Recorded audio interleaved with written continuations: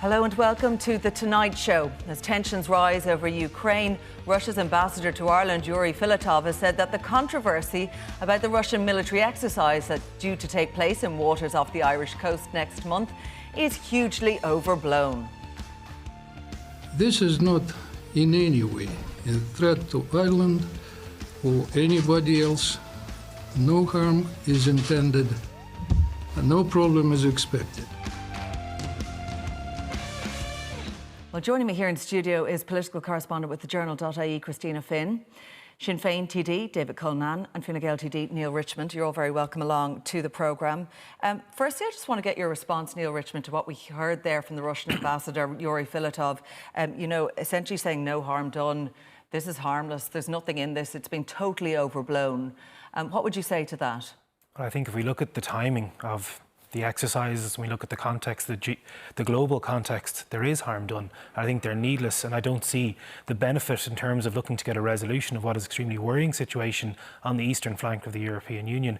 Such exercises may happen at other times. As Suzanne said, they're not illegal. It's not in Irish territorial waters. It's in our economic zone of influence. But I think common sense and any iota of good faith would say that these are inappropriate and shouldn't be happening at this time. So in usual times you wouldn't raise any questions about such drills taking place off our coast? Well, they have happened before, and again, they're off our coast, but they're not in our territorial waters. And there's usually engagement between all sovereign countries in this sort of regard. You do raise questions, you raise concerns, particularly with a country like Russia, to be quite frank.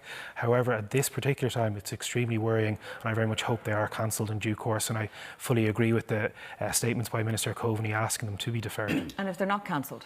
Well, I think that feeds into what is a much wider problem, as Suzanne said, for other member states, particularly those who share a frontier or are much closer to the Russian sphere of influence. There's some seriously worrying things going on. Let's not forget that only a number of years ago, Russia effectively invaded Ukraine with their little green men. They've affected Georgia, and across the EU we see non-state actors supported by the Russian government allowing for cyber hacking and supporting a very dangerous Belarusian regime.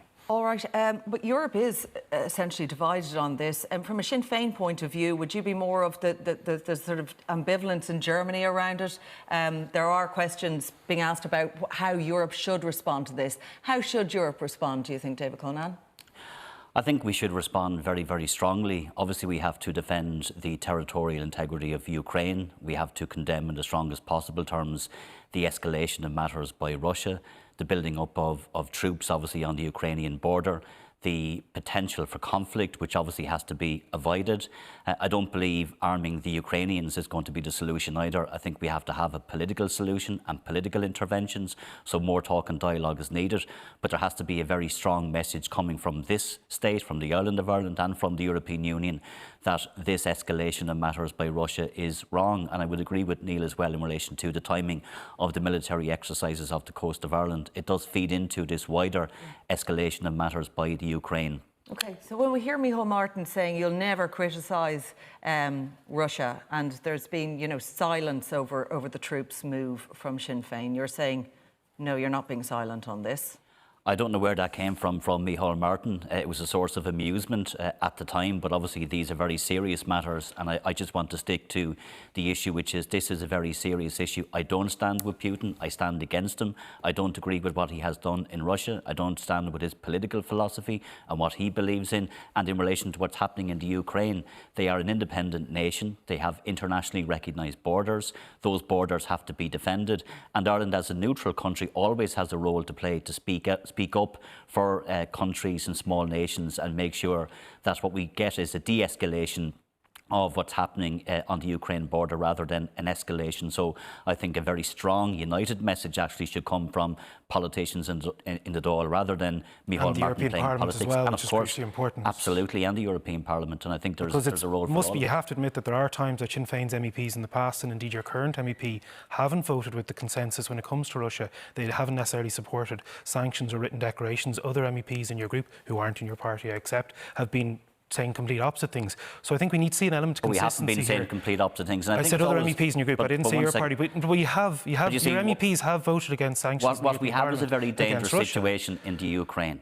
And it's amazing that at a time when we have an international crisis, Fine Gael and Fianna Fáil want to make it about Sinn Féin. This isn't about Sinn Féin. But David, when we have an international crisis, Sinn Féin MEPs didn't vote against Russia. Our track record, Can you not just give our track record on standing up best? for small nations is second to none. And by the way, just because Neale raised it, I believe sanctions should be on the table and sanctions should be an option. So I speak for Sinn Féin, not Neale. So you're on the same page as government on this one? I think that there needs to be a consensus and there needs to be a very united message coming from politicians, yes. Broad consensus on this one.